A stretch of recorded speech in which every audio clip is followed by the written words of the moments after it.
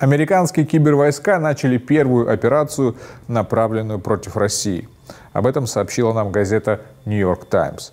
По ее сведениям, речь идет не менее чем о переговорах, в которые вступили бравые звездно-полосатые парни, имея целью убедить русских хакеров прекратить то самое пресловутое вмешательство в дела США.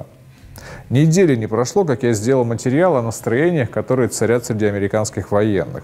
И если помните, в этом материале я высказал предположение, что американцы будут изыскивать поводы для конфронтации с Россией в сфере кибервойны. При этом многие американские военные полагают, что их страна прилагает недостаточно сил для борьбы с киберугрозами. Они, конечно, не уточняют, кто несет угрозу для США в киберпространстве, но мы-то помним. Про русских хакеров из каждого утюга на Западе вещают. Пожалуйста, мой прогноз уже сбылся. Вот свежая публикация одного из ведущих американских изданий. Давайте взглянем, что пишет New York Times под заголовком «США начинают первую кибероперацию против России, направленную на защиту выборов». Американские специалисты по кибербезопасности вычисляют отдельных российских оперативников и пытаются отговорить их от распространения дезинформации, предупреждая, что их работа отслеживается, а их реальные личности уже хорошо известны властям США.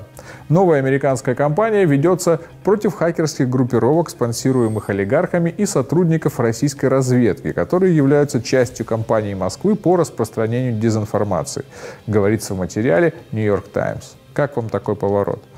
Наши сограждане отреагировали на него предсказуемым троллингом. Американское киберкомандование начало спецоперацию против пригожинских троллей. Это успех, когда тебе в виртуальном пространстве объявляет войну супердержава. Вы получили письмо от United States Cyber Command. Занятно, что по данным New York Times первая кибероперация свелась фактически к переговорам не пойми с кем. При этом военные источники не раскрывают, каким образом ведутся переговоры с россиянами по электронной почте или социальным сетям, а также о каком количестве русских агентов идет речь. Но все в один голос утверждают, что американские специалисты никому не угрожают, так как российские хакеры сами прекрасно понимают, что с легкостью могут попасть под санкции или даже быть обвинены Минюстом США. Учитывая обширный опыт англосаксов в операциях под чужим флагом, я нисколько не удивлюсь, если упомянутые в материале New York Times команды, отправленные американским киберкомандованием на Украину, в Македонию и Черногорию, имитируют активность тех самых русских хакеров, чтобы окончательно легализовать ничем не подкрепленное вранье в адрес России.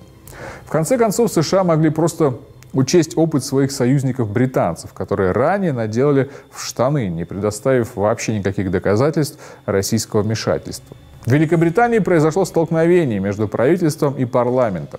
Камнем преткновения стали фейковые новости и опасения британских парламентариев, что Россия вмешивалась в процесс агитационной кампании по Brexit.